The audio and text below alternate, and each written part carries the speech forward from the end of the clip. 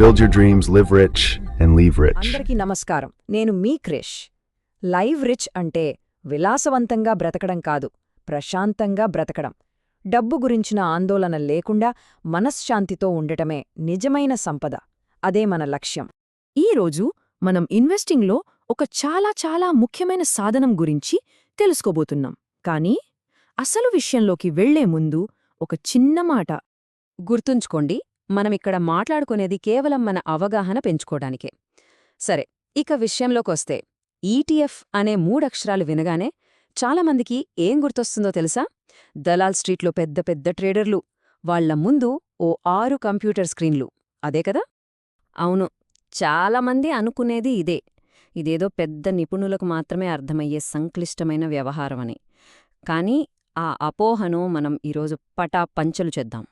నిజానికి ఈటీఎఫ్స్ అనేవి ప్రతి సాధారణ భారతీయ కుటుంబానికి అందుబాటులో ఉన్న ఒక అద్భుతమైన, చాలా సులభమైన సాధనమని నేను మీకిప్పుడు చూపిస్తాను. నిజమేనండి, మీరు విన్నది అక్షరాల నిజం. ఈ విశ్లేషణ పూర్తయ్యేసరికి మన దేశ ఆర్థిక వ్యవస్థకు గుండెకాయలాంటి మొత్తం భారత స్టాక్ మార్కెట్నుగాని లేదా స్వచ్ఛమైన బంగారాన్నిగాని ఒక్క క్లిక్తో తక్షణమే ఎలా కొనాలో మనం నేర్చుకోబోతున్నాం. సరే, ఈ కాన్సెప్ట్ని చాలా సింపుల్గా అర్థం చేసుకోవడానికి ఒక మంచి ఉదాహరణ చూద్దాం.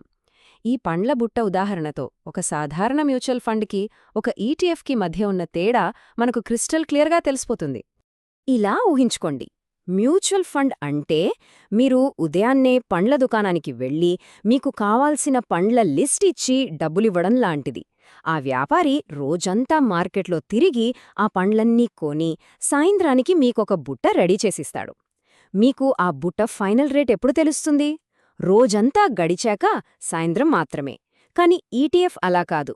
అది షాప్లో ముందు అద్దంలో అందంగా సర్ది రెడీగా పెట్టిన పండ్ల బుట్టలాంటిది.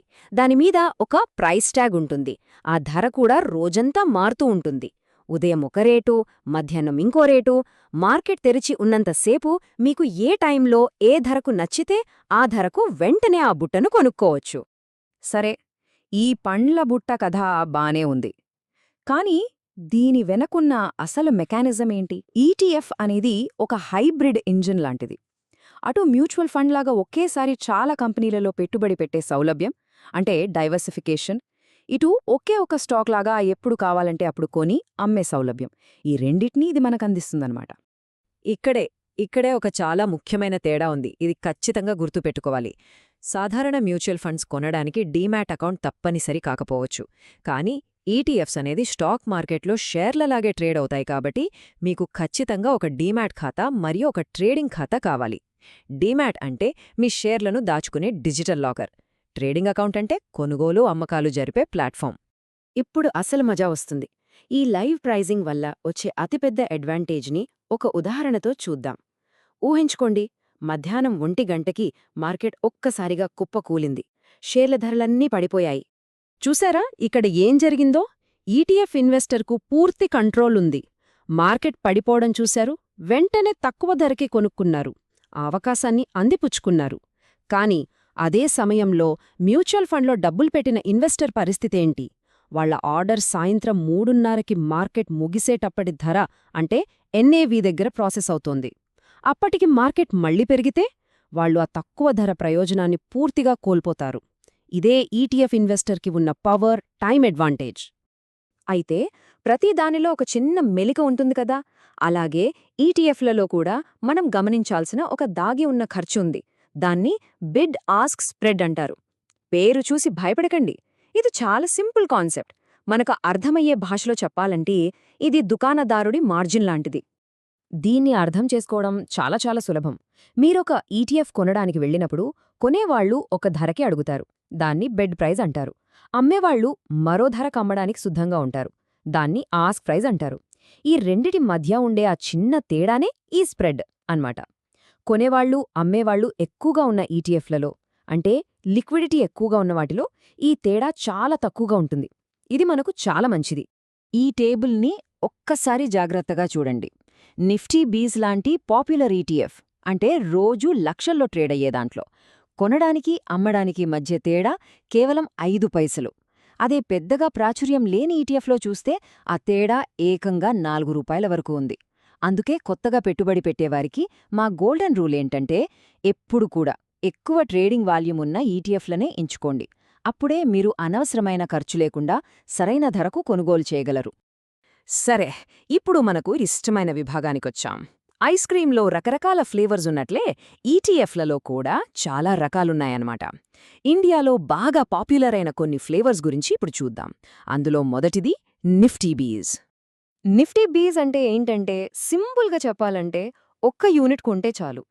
దేశంలోని రిలయన్స్, టీసీఎస్, ఇన్ఫోసిస్ లాంటి టాప్ 50 కంపెనీల్లో మీకు వాటా వచ్చినట్లే. అంటే మీరు మొత్తం భారత ఆర్థిక వ్యవస్థ మీద నమ్మకంతో పెట్టుబడి పెడుతున్నారన్నమాట. ఇక రెండో పాపులర్ ఫ్లేవర్ గోల్డ్ బీజ్. మన భారతీయ కుటుంబాలకు బంగారం అంటే ఎంత ఇష్టమో తెలుసు కదా. అలాంటి బంగారంలో పెట్టుబడి పెట్టడానికి ఇది ఒక ఆధునిక మార్గం. దీన్నే డిజిటల్ గోల్డ్ అని కూడా అంటారు. తయారీ ఛార్జీల గొడవలేదు, స్వచ్ఛత గురించిన టెన్షన్ లేదు, దాన్ని ఇంట్లో ఎక్కడ దాచాలి, బ్యాంక్ లాకర్లో పెట్టాలన్న భయం లేదు. ఈ తలనొప్పులేవీ లేకుండా బంగారం ధర పెరిగితే వచ్చే పూర్తు లాభాన్ని మనం పొందవచ్చు. అంతా మన డీమ్యాట్ ఖాతాలో భద్రంగా ఉంటుంది. ఎంత సౌకర్యమో కదా. సరే, ఇప్పటిదాకా మనం చాలా విషయాలు మాట్లాడుకున్నాం కదా. కొన్ని కొత్త పదాలు కూడా విన్నాం. వాటిని ఇప్పుడు ఫటాఫట్ ఒక్కో వాక్యంలో మళ్ళీ గుర్తు చేసుకుందాం. రెడీనా? మొదటిది డీమ్యాట్ ఖాతా. ఇది మీ షేర్లు, ఈటీఎఫ్ యూనిట్లను ఆన్లైన్లో సురక్షితంగా దాచిపెట్టే ఒక డిజిటల్ లాకర్ అన్నమాట. రెండవది బిడ్ ఆస్క్ స్ప్రెడ్. అంటే కొనేవాళ్లు ఇచ్చే రేటుకి, అమ్మేవాళ్లు అడిగే రేటుకి మధ్య ఉండే చిన్న తేడా. మూడవది లిక్విడిటీ. అంటే ఒక వస్తువును సరైన ధరకు ఎంత వేగంగా, ఎంత సులభంగా కొనగలం లేదా అమ్మగలం అనేది. ఇక ఆఖరిది మార్కెట్ ధర వర్సెస్ ఎన్ఏవి ధర. మార్కెట్లో క్షణక్షణానికే మారుతుంది, అది మార్కెట్ ధర. కాని మ్యూచువల్ ఫండ్ ధర రోజు చివర్లో ఒక్కసారే ఫిక్స్ అవుతుంది, అది ఎన్ఏవి. అంతే, చాలా సింపుల్. సో ఫైనల్గా చెప్పాలంటే ఈటీఎఫ్ అనేది ఒక 2-in-1 లాంటిది. అటు మ్యూచువల్ ఫండ్ ఇచ్చే భద్రత, వైవిధ్యం, ఇటు ఒక స్టాక్ ఇచ్చే వేగం, నియంత్రణ. ఈ రెండింటి యొక్క ఉత్తమ లక్షణాలను కలిపి మనకందిస్తుంది. కాబట్టి ఒక్కసారి ఆలోచించండి. మీకు మ్యూచువల్ ఫండ్ లాంటి భద్రత కావాలి, అదే సమయంలో స్టాక్ మార్కెట్ లాంటి కంట్రోల్ కూడా కావాలి అనుకుంటే మీరిప్పటిదాకా ఈటీఎఫ్స్ గురించి ఎందుకు ఆలోచించలేదు? మరిన్ని వివరాల కోసం డిస్క్రిప్షన్లో ఉన్న లింక్స్ని చూడండి. ఈ విశ్లేషణ మీకు నచ్చితే తప్పకుండా లైక్ చేయండి, షేర్ చేయండి. గుర్తుంచుకోండి, లివరేజ్ అండ్ లీవరేజ్. తదుపరి విశ్లేషణలో మళ్ళీ కలుద్దాం.